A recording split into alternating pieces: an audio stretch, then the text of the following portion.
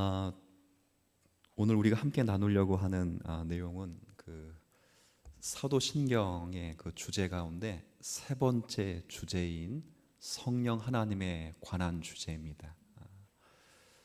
근데 여러분, 성령 하나님에 관한 주제를 사도신경에서 이렇게 암송해 보면 아주 간단하게 되어 있습니다. 뭐라 되어 있냐면 나는 성령을 믿으며 이렇게 되어 있습니다. 그래서 나는 성령을 믿습니다. 조금 대단히 간단하죠. 물론 성부 하나님에 관한 고백도 하나의 고백입니다. 하나.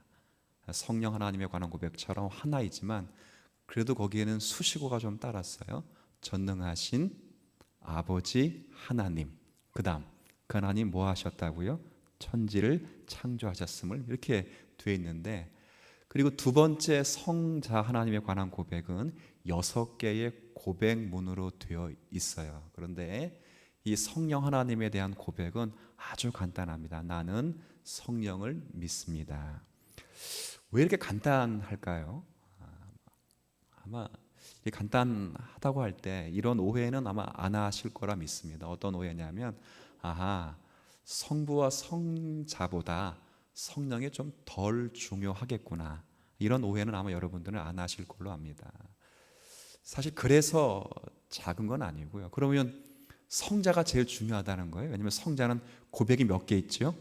6개 있고, 성부도 하나 있고 성령도 하나 있는데, 그러면 성자가 제일 중요하다는 말인가? 그게 아니라 그 당시에는 성령과 관계한 이견들이 없었습니다. 성령을 하나님으로 다 받아들이는 데 있어서 큰 견해 차이를 보이지 않았죠. 그 당시 초대교회의 가장 큰 이단들은 바로 예수님의 인격, 예수님이 누구시냐 하는 것과 예수님이 사람으로서 하나님으로서 우리의 구원을 위해서 무슨 일을 하셨는가, 거기에 대한 오해들이 많았기 때문에 이 성자 하나님에 대한 고백이 많았던 것입니다. 그래서 성령 하나님에 대한 고백은 그 당시만 해도 전혀 이견들이 없었고 다 하나님으로 고백했던 그런 터였습니다. 근데 이제 이런 이해 가운데 이제 그런 것 때문에, 만약에 하나밖에 없기 때문에, 구조가 하나밖에 없기 때문에 성령 하나님이 덜 중요하다 이렇게 생각하시면 안 되고요. 왜 안 되냐면 이 사도신경의 구조상 이미 성령님이 하나님이시라는 것을 고백하고 있어요. 여러분, 나는 믿습니다. 누구를? 성부를. 그렇죠. 나는 믿습니다. 누구를? 성자를. 나는 믿습니다. 누구를? 아주 간단하지만 이 구조상 이 성령님이 삼위일체 가운데 제3위격이신 하나님으로 고백합니다. 그리고 나는 믿습니다. 마지막 주제가 뭐죠? 교회에 베푸신 은택. 이 은택은 누가 베푸는 거예요? 성부, 성자, 성령, 하나님이 베푸신 거죠. 그러니까 이 구조 자체가 성령 하나님이 아주 간략하게 짧게 고백되었을지라도 그 하나님의 고백이, 성령 하나님의 고백이 약소되거나 축소된 것이 아니라는 것. 구조상 삼위 하나님 가운데 삼위격이고 교회의 은택을 베푸시는 하나님. 그래서 우리의 신앙의 선배들은 항상 하나님은 일을 하실 때 어떻게 일하시는가 이렇게 고백했어요. 성부 하나님께서 성자 하나님을 통하여 성령 안에서 역사하신다. 좀 어렵죠. 근데 이게 이제 우리 신앙인들의 전통적인 고백입니다. 한번 따라해 볼게요. 아버지께서 아들을 통하여 성령 안에서 역사하십니다. 아멘.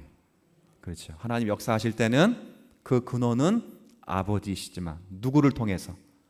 예수 그리스도의 구속의 근거를 통해서, 그렇죠. 아들을 통해서. 그 구속을 누가 적용하신다고요? 성령께서 적용해서 성령 안에서 적용하신다. 그래서 성부, 성자, 성령께서 하시는 일이다. 그래서 작지 않다. 그것을 알려드립니다. 그래서 오늘은 이 성령 하나님에 대한 이 고백 가운데 첫 번째 고백이기 때문에 일단 성령 하나님이 어떤 분이신가 하는 간단한 고백과, 두 번째는 그 성령 하나님이 우리를 위해서 어떤 일을 하시는가, 이 간략하게 두 가지를 살필 거예요. 그래서 오늘은 여러분의 설교라고 하는 것은 지식과 감성, 의지의 호소하는 겁니다. 근데 오늘은 제가 의지와 감성에 호소하는 그 면보다 훨씬 크게 여러분의 지식에 호소를 해야 되기 때문에 이건 우리가 알아야 될 내용이고 믿음의 신앙의 가장 깊은 내용이기 때문에 여러분에게 아마 지식적인 면에 호소를 하게 될 것입니다. 그래서 조금 탁탁할 수도 있다는 내용들일지라도 여러분이 잘 들어보셔서 여기에 동의가 되신다면 여러분은 성령 하나님에 대한 지식을 어느 정도 갖고 있고 소유하고 있다 이렇게 이해할 수 있습니다. 그래서 오늘은 그 첫 번째 시간이니까 일단 먼저 성령님은 어떤 분이신가 이렇게 좀 이야기를 좀 하면 좋겠어요. 그 신약 성경을 쭉 읽어보면 성령 하나님에 대해서 어떻게 표현이 되어 있냐면 아버지께서 주신다 그런 표현 보셨죠? 또 아버지만 성령을 주시는 게 아니라 누구도 성령을 주시냐면 그렇죠, 아들이신 예수도 성령을 너희들에게 보내신다 주신다 이렇게 되어 있어서 성령을 가끔 선물로 표현을 하고 있습니다. 그래서 어떤 오해가 생기냐면 잘 보세요. 제가 제 아들에게 선물을 준다면 선물이 큽니까? 주는 제가 큽니까? 선물이 커요?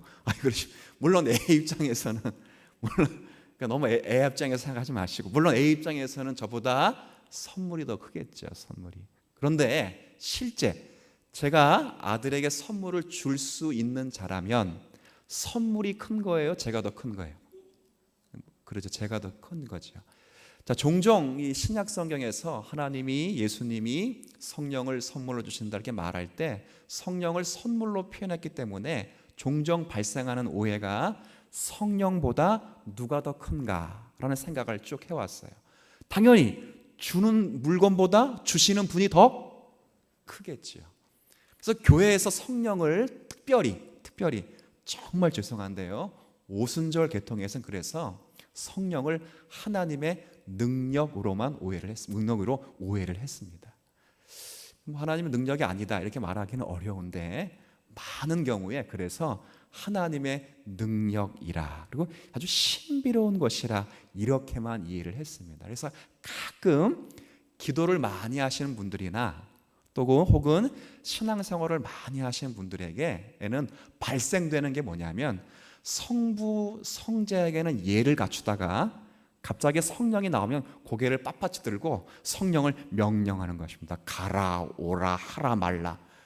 그러나 성령님은 그런 분이 아니시라 사도신경에 보면 구조상 첫 번째 성부, 두 번째 성자, 세 번째 삼위일체 하나님이시라는 거예요. 그래서 성령님은 단순한 하나님의 선물이라든가 하나님의 능력이라고 표현되어 있을지라도 그래서 보편적인 인간 세계에서는 선물보다 주는 사람이 훨씬 클지라도 그건 우리의 이해를 돕고자 했던 설명의 한 부분이지 성령님은 우리의 경배와 예배와 찬송을 받으실 만한 하나님이시다. 아멘.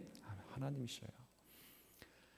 그러니까 우리 성도님들이 성령님 그러면 자꾸 신비로운 것, 뭐 보이는 것, 일시키는 것, 뭐 능력으로 뭘 이루어내는 것을 생각해서는 안 되고 성령님 그러면 우리의 경배와 찬양과 영광을 그 앞에 드리는 것으로 마음이 모두어지지 않으면 이미 성령님에 대한 이해를 하지 못하는 것입니다. 그러니까 말로는 성령님은 하나님이십니다라고 말하지만 실생활에서는 우리도 똑같이 오순절에서 갖고 있는 그 사고를 그대로 가지고 있는 삶을 살아갈 수밖에 없는 약점들이 있다는 거예요. 그러니까 성령님은 첫 번째 좀 졸려올 수 있으니까 한번 따라해 볼게요. 성령님은 하나님이십니다.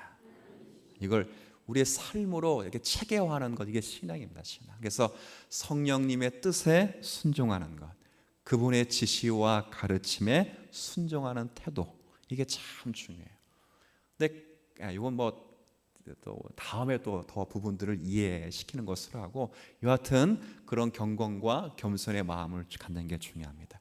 첫 번째는 제가 간략하게만 소개해드렸지만 성령님은 바로 하나님이시다라는 것을 먼저 전제해 두고 이 하나님이신 성령님께서 우리들에게 그리고 이 땅에 무슨 역사와 무슨 일들을 하시는가, 이것을 좀 살펴보면 참 좋겠어요. 두 가지 정도로 한번 살펴볼게요. 하나는 일반적인 일이 있고 하나님은 특별한 일이 있습니다. 먼저 일반적인 사역은 어떤 것들이 있냐면, 잘 보세요. 아까 제가 사도신경의 첫 번째 신앙 고백할 때 전능하신 아버지 하나님, 그 다음 뭐라 되어 있죠? 네, 한번 고백해 보세요. 시작. 나는 전능하신 아버지 하나님, 네, 천지의 창조주입니다. 그러니까 천지를 만드셨다. 하나님 만드셨죠. 그죠? 아버지가 만드셨다고 돼 있어요. 그러나 어떻게 된다고요? 아버지께서 아들을 통하여 누구 안에서? 성령 안에서. 그러면 이 성령 하나님께서 일반적인 이 사역은 아버지께서 성자를 통하여 성령 안에서 만드신 이 세상을 유지하시고 보존하시는데 함께 하나님과 역사를 하십니다. 그래서 이 땅에 있는 모든 일 속에서 자연 만물 속의 우주를 움직이시는 것, 이것 하나님이십니다. 제가 이제 어릴 때 우리 딸들 클 때 애들에게 보여줬던 그 만화 영화 가운데 팅커벨이라고 하는 그 영화가 있어요. 그 영화에 보면 요정들이 나오고, 요정들. 근데 그 요정들이 달란트가 다 달라요. 근데 어떤 요정들은 어떤 달란트냐면 겨울이 되면 봄이 오게 하는 요정. 봄이 되면 또 뭐가 또 뭘로 돼야 돼? 여름이 되니까 여름이 되게 하는 요정. 그러니까 여름이 되면 또 뭐가 돼야 돼? 그걸 요정이 하더라고요. 요정. 그래서 요정이 슝 하면 저게 꽃이 나고 뭐 눈이 녹고 막 열매를 맺게요. 근데 그거 다 사실 누가 하시는 거라고요? 성령님께서 하시는 것이다. 이걸 이제 인지하는 게, 그걸 제가 말씀드리고 싶은 거예요. 그래서 또한 사람의 생명체를 유지하는 것도 사실은 생명이신 성령께서 하시는 일이시고, 사람들의 마음속에 도덕의식을 불러일으키고 이 정보를 붙드시고 정보를 통해서 사회를 유지시키는 것도 사실은 우리의 이성과 우리의 도덕이겠지만 사실은 성령의 역사 가운데 한 부분이라는 것을 우리가 알 수 있습니다. 그런데 이런 생각을 좀 해보세요. 성령께서 세상의 역사와 인간 역사를 붙잡으시는데, 붙잡잖아요. 제가 좀 전에 간단하게 소개해드렸지만 붙잡고 으시는데, 다스리시는데, 왜 자연계와 인간계가 이렇게 뭐 애들 말로 하면 우리식으로 표현한다면 왜 이 모양일까? 그런 생각은 종종 할 수 있어요. 무질서한 복마전이 연속되는 것처럼 대단히 악으로 치닫는 경우가 많이 있어요. 약육강식의 세대가 되기도 하고, 점점 세계의 무질서와 도덕적으로 심지어는 타락의 일상을 보여주는 그런 일들이 많이 있습니다. 의학이 아무리 발전할지라도 무엇은 막지 못하죠? 죽음은 못 막아요. 오늘 혹시 여러분 아침 그 일간 그 정보를, 뉴스를 한번 보셨나요? 그 암을 정복하는 초소형 로봇 개발된 거 보셨어요? 네. 머리카락 굵기에 5분의 1만한, 그러니까 머리카락 굵기에 5분의 1만한 아주 작은 초소형 세포 로봇을 만들었는데, 그걸 누가 만들었을까? 어느 나라가 만들었을까요? 이야, 전 막 눈물이 날 정도. 우리나라의 전남대학교 기계공학부 교수들이 나라의 지원을 받아서 최초로 만들었어요. 임상 실험을 했는데 그 초소형 로봇이 암세포를 하루에 40%에서 50%를 잡아먹어요. 근데 그게 종양까지 침투하고 혈액까지 침투해가지고 모든 그 암세포 관계없이 불문하지 않고 40%에서 50%를 잡아먹는 것을 임상 실험으로 확인하고 결과를 딱 냈어요. 세계가 주목할 이야기죠. 근데 이게 로봇이냐면 그게 리모컨으로 조정이 가능돼요. 그러니까 자기장이라고 하는 리모컨, 읽어보니까 자기장이라고 하는 걸 심어주면 그게 원하는 대로 돌아가서 다 암세포를 파괴하고 갉아먹는 거예요. 참 제가 얼마나 기쁜지. 그러니까 사람들 댓글이 다 그래요. 이제는 무엇도 정복하는 시대다. 암도. 근데 제가 읽으면서 안타까운 것은 암을 정복해도 무엇은 정복할 수 없지요? 그렇죠. 오늘 제가 오늘 말씀드리려고 그거예요. 하나님 성령께서 의학계를 주관하시고 모두 주관하실지라도, 자연계 일반 역사를 주관하실지라도, 성령의 그런 역사임에도 불구하고 이 자연과 이 인류가 일반 역사의 세계에서는 완전한 것이 없고 죄의 삭신 죽음은 정복하지 못하는 것이 일반 세계 역사예요. 왜 그러는가? 왜? 이것은 성령의 능력이 부족한 것이 아니라 성령의 일반적인 사역이 가지고 있는 한계예요, 한계. 그러니까 성령님이 한계가 있다는 것이 아니라 성령님이 일반적인 사역으로서는 안 하시는 일. 그럼 일반적으로 안 하시면 무슨 일로 하겠어요? 특별한 일로 하시는 거죠. 그건 좀 이따 설명해 드리는 것으로 하도록 하겠습니다. 일반적으로 하시지 않는 일, 왜 안 하시는가? 그것은 이 땅의 죽음이라고 하는 것은 성경이 여러분 너무 잘 말씀드렸듯이 설명했듯이 죄의 삭은 뭐죠? 사망이에요. 그러니까 이 땅 가운데 죽음이 있는 이유는 뭐예요? 죽음이 있는 이유는 단 한 가지예요. 단 한 가지. 이 인간이 무엇 때문에 이런 비참함을 겪고 있다? 죄 때문에. 그렇죠?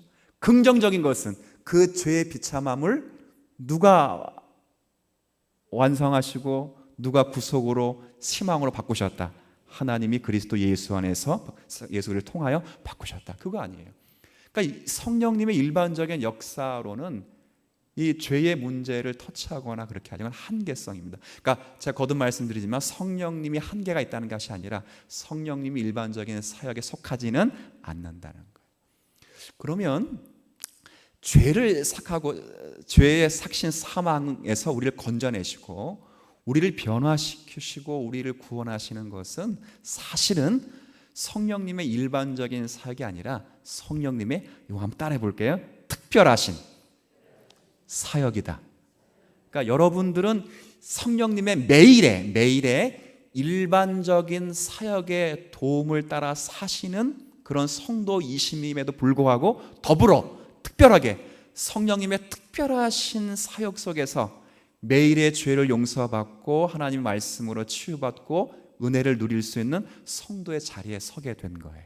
그럴 때 이 첫 번째, 제가 이제 설명드릴 때 성령님의 첫 번째 특별한 사역과 관계에서 언급되는 용어가 한 번만 더 따라해 볼게요. 성령 세례.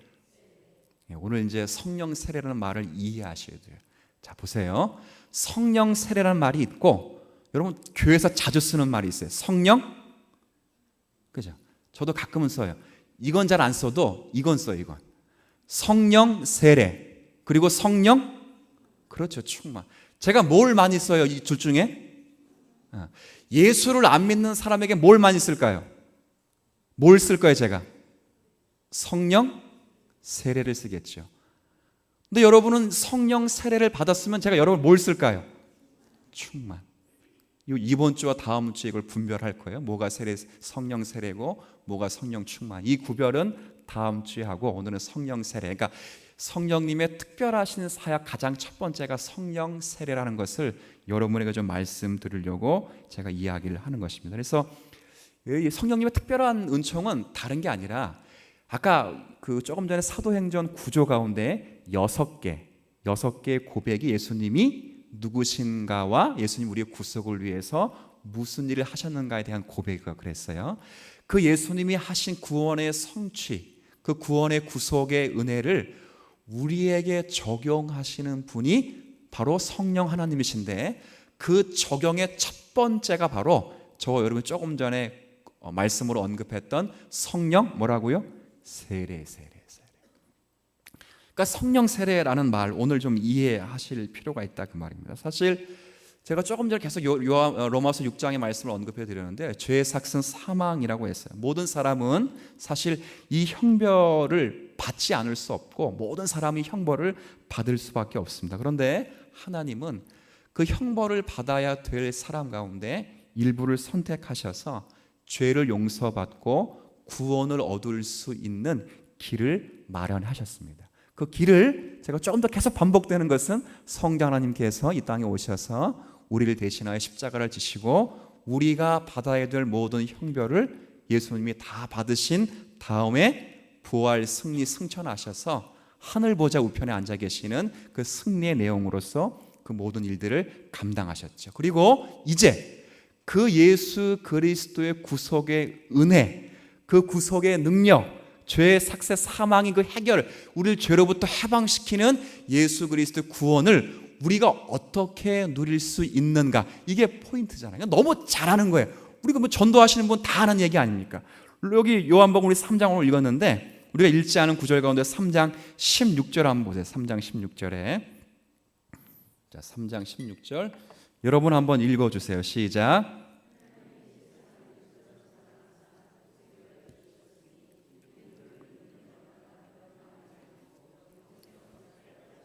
예, 지금 예수님이 이룩하신 이 일이 어떻게 그 대속의 사역이 우리 것이 되는가, 우리의 사역이 되는가, 그럴 때 바로 내가 예수 그리스도를 뭐 할 때요?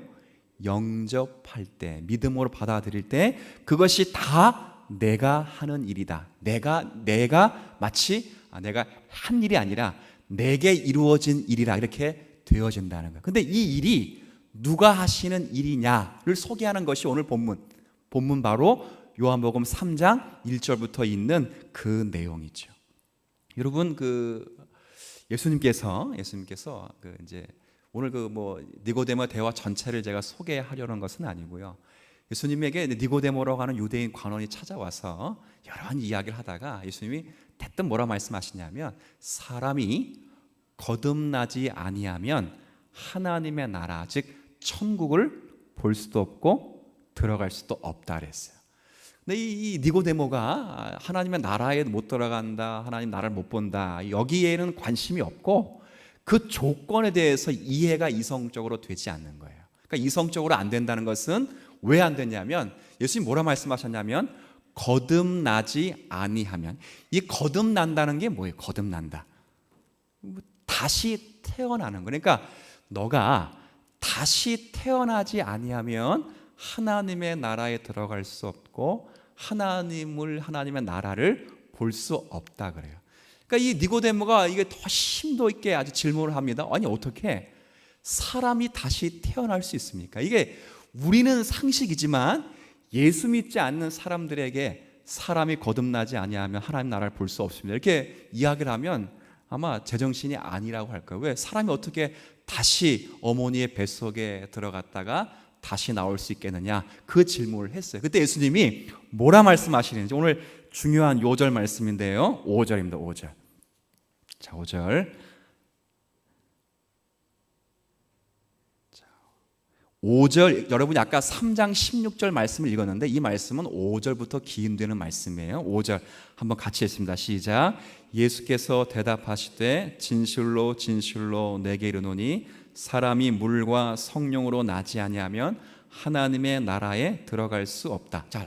자 보세요. 거듭나는데 이 니고데모는 거듭난다는 것을 육체적인 방식으로 이해해서, 그럼 어떻게 두 번 태어나 환생을 해야 돼? 유대인들은 환생을 안 믿으니까 그러면 어머니의 뱃속에 들어갔다 나와야 돼? 이렇게 오해를 했다. 이해가 안 되니까. 그런데 예수님은 이 거듭난다고 하는데 첫 번째 나는 것은 물론 육체로 태어나는 건 말하죠. 그러나 거듭난다는 것은 육체로 다시 태어나는 것이 아니라 무엇으로 다시 태어나는 것이냐, 이렇게 말했냐면 뭐로요? 성령의 성령. 그죠? 물과 성령. 이건 물과 성령. 이건 저는 우리 신앙의 선배들의 깊은 이해를 따라 물과 같은, 그러니까 물의 성격을 가지고 있는 성령으로 거듭나야만 하나님 나라를 볼 수 있다. 전 그렇게 해석을 합니다. 그래서 물 따로 성령 따로 하는 게 아니에요. 그래서 천주교는 물 따로 성령 따로 해가지고 꼭 구원받으려면 뭘 받으라 그러죠? 세례 받으라고, 이렇게 구원 받으려면. 그러니까 우리는 그건 아니에요. 세례가 신앙인들의 그렇게 중요하고 아주 귀중한 하나님의 은혜의 표지임에도 불구하고 구원을 받기 위해서 세례를 받는 것은 아니고 구원을 받았기 때문에 세례를 받은 것을 인치는 거죠. 대단히 중요한 의식입니다. 그건 지금 이야기하는 것은 아니고, 여하튼 물과 같은 성격을 가진 성령으로 말미암아 우리가 거듭날 수 있다는 거예요. 그러니까 이제 더 생각이 이제 아주 니고데모는 더 생각이 이제 복잡해진 거죠. 아니 성령으로 난다는 게 뭔가, 이 말을, 그러니까 뱃속에 들어갔다 나온다는 건 너도 이해는 안 되지만 설명이 가능한데, 설명은 가능해. 뱃속에 들어갔다 나온다, 설명은 가능한데 성령으로 다시 난다 그러니까 이게 이해가 되지도 않고 설명도 안 되는 거예요. 여러분 어떻게 설명할 거예요? 어떻게? 아까 여러분 뭐라 그랬냐면 여러분이 예수님께서 이루어 놓으신 모든 구속의 내용이 내 것이 되려면, 그것이 내게 연결이 되려면 여러분이 예수 그리스도를 뭐 해야 된다고요? 영접하는 거, 영접. 그런데 그 영접하는 것을 여기 3장 5절에 보면 물과 성령으로 뭐 하는 거라 그랬어요? 거듭난다 그랬어요. 영접하는 거, 그 내가 영접하는 것 아닙니까? 내가 영접하는 거죠. 근데 여기는 물과 성령으로라는 말을 반복해서 이것은 사실 내가 영접하는 것이 아니라 성령께서 영접하실 수 있도록 역사하시는 거예요. 그러니까 성령으로 거듭난다고 하는 것은 내 안에 조건을 갖추고 있다거나 내 지식과 내 능력으로 다시 태어나는 것이 아니라 철저하게 하나님이 만드시고 베푸신 은혜의 사역으로 우리가 다시 새롭게 되어진다는 것을 이해시키고 설명하는 부분입니다. 근데 이것이 이해가 되지 않는 그 특징들이 뭐냐면 8절 보세요. 8절. 자, 8절 이 표현도 한번 같이 읽어볼게요. 시작. 바람이 임으로 불매 내가 그 소리는 들어도 어디서 와서 어디로 가는지 알지 못하니 성령으로 난 사람도 그러하니라. 자, 성령으로 났다는, 그러니까 보세요. 바람이 임의로 불러. 바람은 마음대로 분다. 물론 지금 과거로 시대로 말하면 이 부분도 조금 교정을 할 필요성이 있겠다 생각들도 그 당시 표현 보면 바람이 마음대로 불죠. 그럼 바람이 여러분이 허락받은 거 맞습니까? 오늘은 동풍을 볼 테니까 그렇잖아요. 요즘은 그 일기예보가 잘 맞아요, 안 맞아요? 그래서 그 인터넷 보니까 좀 말이 희한한 말이 나와가지고 기상청이 아니라 무슨 청이라 그러냐면 말하기도 안 맞아요, 안 맞아. 참 안 맞고 어떤 사람은 그래서 우리나라 일기예보 안 보고 외국 거 본대요.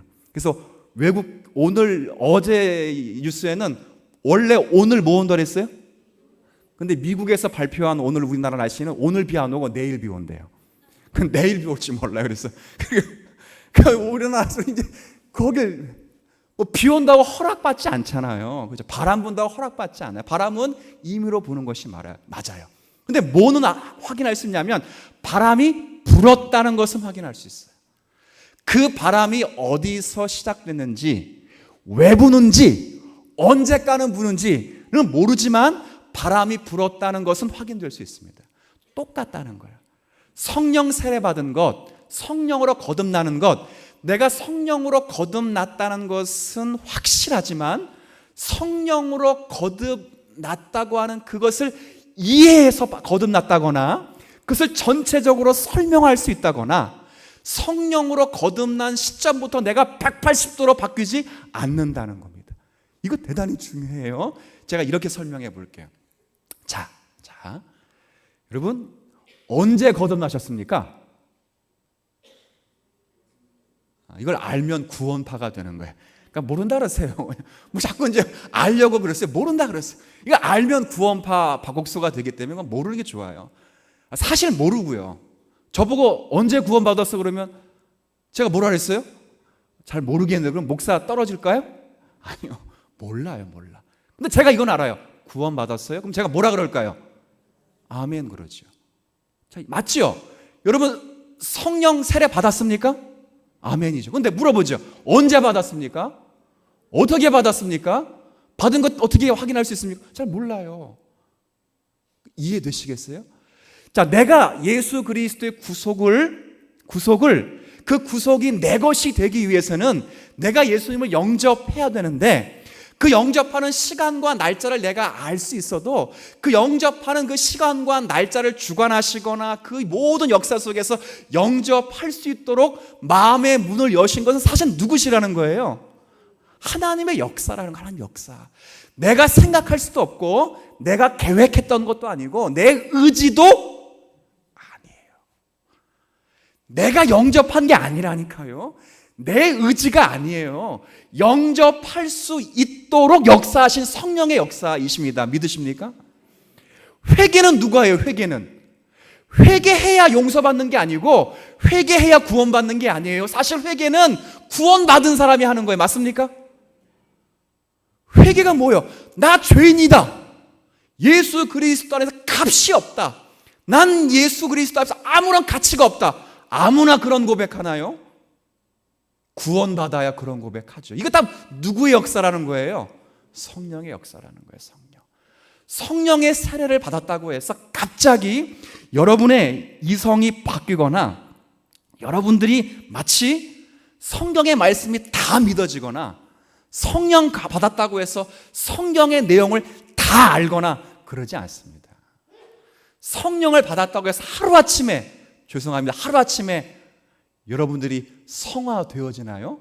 아니요. 전 지금도 부부싸움을 한다 안 한다? 한다요.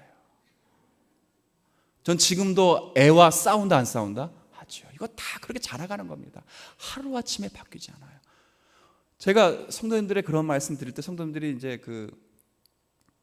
오해를 하실 수 있어서 좀 조심스럽긴 한데요. 목사가 여러분들과 저의 질적인 차이는 사실 없습니다. 없어요. 그러니까 이런 말 하면 이제 목회자가 안 하는 이유는 자꾸 목회자를 깔볼까 봐 안 해요. 근데 우리 교회 성도님들은 그러지 않으실 것이라고 제가 믿기 때문에 단지 제가 여러분보다 나으려고 많이 노력하는 것은 여러분보다 조금 더 모범이 될 만한 경건과 하나님의 말씀된 사람으로서의 자리를 살려고 길을 쓰는 것밖에 없지, 여러분의 심령과 제 심령의 본질적으로 다르지는 않아요. 저도 죽을 때까지는 계속 성령님의 충만함, 세례를 받고 난 다음에 세례받은 분들이 성령의 충만함을 가지고 계속 성장하고 장성해야 돼요. 어디까지? 그리스도의 장성한 분량까지 자라가야 돼요. 그렇죠. 여러분도 마찬가지예요. 성령 세례를 받았어요. 받았으면 언제까지? 졸업하시는 날이 언제예요? 주님이 재림하시든지 아니면 개인적으로 졸업을 하시든지. 그렇죠. 그때까지는 계속 성령의 충만함을 따라 자라가요. 하루아침에 바뀌지 않아요. 그래서 이것은 나도 모르게 조금씩 바뀌어요. 어제랑 오늘 별거 차이 없어요. 그런데 이런 분 많아요. 목사님, 10년 전의 저와 지금의 제가 조금 다른 것 같아요. 그런 분들, 그런 거 여러분 느끼셔요? 못 느끼셔요? 느끼죠. 하루하루는 매일 똑같아요. 매일 밥 먹고. 애들 보세요. 매일 똑같은 거 먹자. 밥 먹고 반찬 먹고. 밥 먹고 반찬 먹고 또 뭐 먹습니까? 그밖에 없네요. 그런데 먹으면 뭐가 크죠? 키가 커요. 여러분 식사하면 뭐가 커요? 마음이 커야죠 이제. 그렇죠? 그럼 좋겠어요. 그렇죠. 커요. 큰다고요. 근데 매일매일 크는 건 몰라요. 근데 가끔 우리 친척들이 여러분의 자손들, 손주, 손녀 보면 여러분 모르지만 언제 이렇게 컸어? 언제? 꼭 붙여요. 언제 이렇게 컸냐고, 언제. 근데 언제 큰 걸 여러분 다 알아요? 2015년 7월 2일 날 많이 컸고 3일 날 작게 컸고 4일 날은 안 컸어. 이러지 않잖아요. 늘 뭐 하고 있어요? 크고 있어요. 성령의 역사가 이렇다는 거예요. 성령의 열매는 다 달라요. 제가 물어볼게요. 여기 가운데 손 들지 마세요. 방언의 은사를 받으신 분도 계시고 못 받으신 분도 있어요. 예언의 은사를 받으신 분도 계실 수 있고 못 받으신 분도 있어요. 어떤 분 가운데 전도가 재밌어요. 근데 어떤 분은 전도 나가면 입이 딱 붙어가지고 한마디도 못하는 분이 있을 수 있어요, 없어요? 있어요. 그건 다른 거예요. 믿음이 작은 게 아니에요. 다른 거예요. 그렇죠? 어떤 분은 교사하면 막 에너지가 넘치는데 어떤 분들은 애들 앞에 오면 다리가 막 저리는 분들이 있어요, 없어요? 있어요. 저 같은 사람은 성가대 하면 돼, 안 돼요? 안 돼. 배 목사님 같은 경우는 성가대를 하면 좋겠죠. 저는 하면 안 돼요. 안 되잖아요. 뭐 안 돼.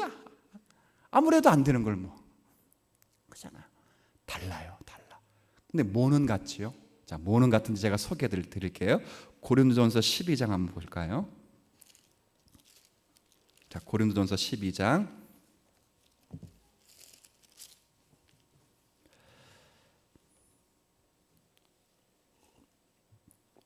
제가 이거 읽고 정리할게요. 고린도전서 12장 3절. 자, 12장 3절. 자, 신약성경 277쪽. 고린도전서 12장 3절 한번 같이 읽어보겠습니다. 그러므로 내가 너희에게 알리노니 하나님의 영으로 말하는 자는 누구든지 예수를 저주할 자라 하지 아니하고 또 성령으로 아니하고는 누구든지 예수를 주시라 할 수 없느니라. 여기 12절 마지막에 보세요. 은사를 이야기하는 그 대목 가운데 마지막에 보면 성령으로 아니하고서는 누구든지 예수를 주로 시인할 수 있다 없다. 그러면 예수 그리스도를 나의 구주, 나의 하나님으로 영접하고 믿고 있는 분들이라면 다 여러분은 무엇을 받았다? 자, 제가 물어볼게요. 예수 그리스도가 나의 구원자이시며 나의 하나님이심임을 여러분은 진심으로 믿으십니까? 그럼 여러분 뭘 받았어요? 그게 뭐예요? 성령의 세례. 세례가 뭐지요? 죄를 씻기는 것이고 그리스도와 연합시키는 겁니다. 그래서 이 성령께서 우리의 심령에 오셔서 그리스도를 영접하게 하시고 그 그리스도의 구속의 은혜로 우리 내 안에 있는 죄를 깨끗이 씻어내게 한 다음에 우리의 심령과 그리스도를 성령께서 뭐하시킨다? 연합시켜서 이제는 하나님이 우리를 볼 때 누구의 렌즈를 끼고 보신다고요? 그리스도 예수의 렌즈를 끄시고 우리를 보시는 것. 이 첫 번째 사역이 성령의 세례예요. 제가 이제 이걸 이야기하는 또 다른 이유 중에 하나는 다음 주에 연이어 말씀드리겠지만 이런 찬양은 좀 지양해야 돼요. 안 부르는 게 좋아요. 성령이여 오소서. 그거 성령은 왔어요 안 왔어요? 여러분의 마음에 왔어요 안 왔어요? 또 오시면 어떻게 돼요?